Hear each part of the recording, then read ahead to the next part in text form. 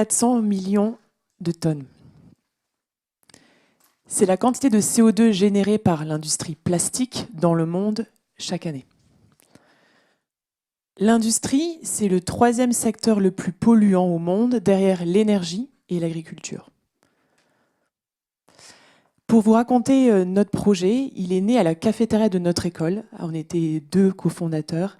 À la cafétéria, on mangeait avec de la vaisselle en plastique à usage unique, soit les gobelets, les pailles, les touillettes, les couverts. Et quand la loi est passée pour interdire la vaisselle en plastique à usage unique, ils n'avaient pas de solution à part le bois et le bambou.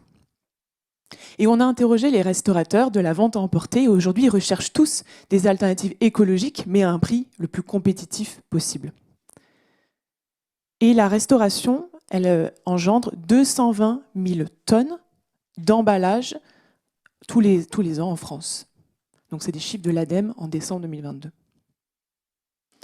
Avec Reuse It, on a décidé de développer et d'agir pour inventer la vaisselle de demain.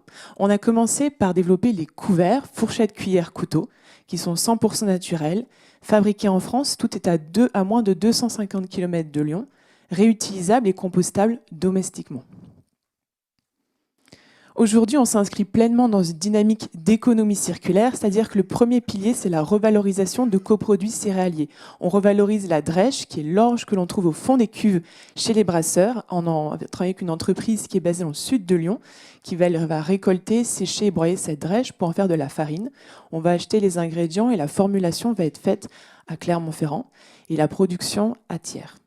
Donc on a fabriqué un matériau 100% renouvelable. Donc il a fallu 3 ans, c'est-à-dire 2 ans de R&D et 1 an d'industrialisation pour développer cette formule qui, en plus de ça, va s'adapter aux outillages et aux machines de l'industrie plastique actuelle. Donc c'est-à-dire qu'on répond à un triple besoin. Déjà, le besoin consommateur, on veut tous manger avec des couverts lisses en bouche et non pas râpeux comme le bois et le bambou. Le besoin client, en fait, nos restaurateurs qui veulent une solution écologique et pas du greenwashing. Et enfin, le besoin industriel qui, quand la loi est passée, avait besoin d'une nouvelle formule pour leurs usines. Je m'appelle Marie, avec Armand, on a créé Reuse It en 2021. Et aujourd'hui, on est 3 dans la structure, on est basé à Lyon. Et on s'est rencontrés en master spécialisé en entrepreneuriat à l'EM Lyon. On est tous les 2 ingénieurs de formation. Armand est ingénieur généraliste, il a fait ses études à Lille. Et moi, je suis ingénieur agroalimentaire et j'ai fait mes études à Montpellier. Notre mission aujourd'hui, c'est de repenser la vaisselle et de créer un écosystème vertueux qui maximise à la fois l'impact RSE, mais tout en améliorant l'expérience consommateur. Aujourd'hui, on a plus d'une quinzaine de prix qui récompensent à la fois notre innovation et l'entrepreneuriat féminin en France et en région. Et on cible le marché de la vente à emporter. La vente a commencé en 2023, donc sur tous nos 4 secteurs cibles, c'est l'événementiel qui recherche une vaisselle compostable domestiquement ou réutilisable pour limiter les déchets. Les traiteurs qui ont des buffets, des plateaux repas, Eric aussi en parlait, pour les entreprises ou pour des séminaires, des événements, et qui ont besoin de kits de couverts avec un sachet notamment ou du vrac. Les grands groupes et les écoles qui ont de fortes valeurs RSE, qui veulent offrir à leurs salariés et leurs étudiants des couverts vraiment écologiques. Et enfin, la restauration rapide qui recherche des alternatives écologiques à prix compétitif. Pour nos quelques chiffres, donc aujourd'hui, on a une trentaine de clients, plus de 20 000 kits vendus, 30 000 € de chiffre d'affaires et plus d'1 tonne de drèche revalorisée. Mais je vais être transparente avec vous, on est confronté tous les jours à la réalité des coûts. On me dit les couverts, c'est génial, c'est l'avenir, mais Marie, souvent c'est trop cher. Mais par rapport à quoi? Par rapport au bois et au bambou qui viennent de Chine. En fait, on nous compare à ce qui n'est pas comparable. Et l'objectif, c'est nous, du coup, de diminuer, d'augmenter notre stratégie industrielle pour diminuer nos coûts de revient.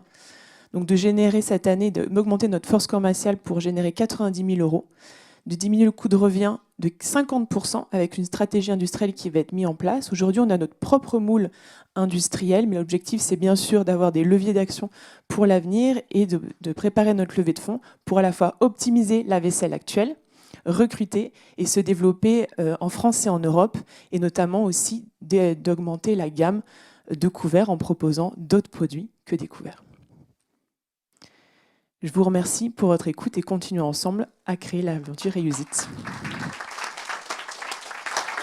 Merci beaucoup Marie. a-t-il des questions? Oui.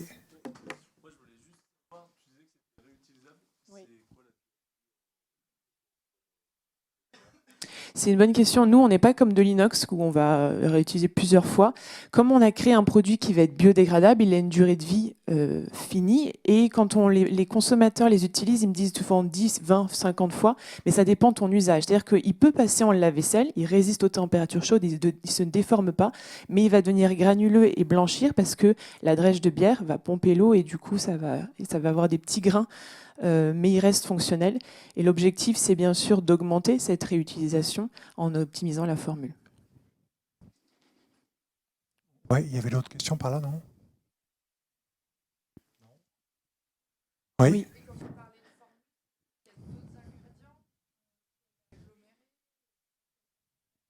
Oui. Oui, il y a pas, et ça, je ne peux pas communiquer sur la formule, parce que ça va être l'objet d'un brevet. Mais on a une formule où il y a des liants naturels, et donc tout est issu de la nature, et après la drèche de bière. Question?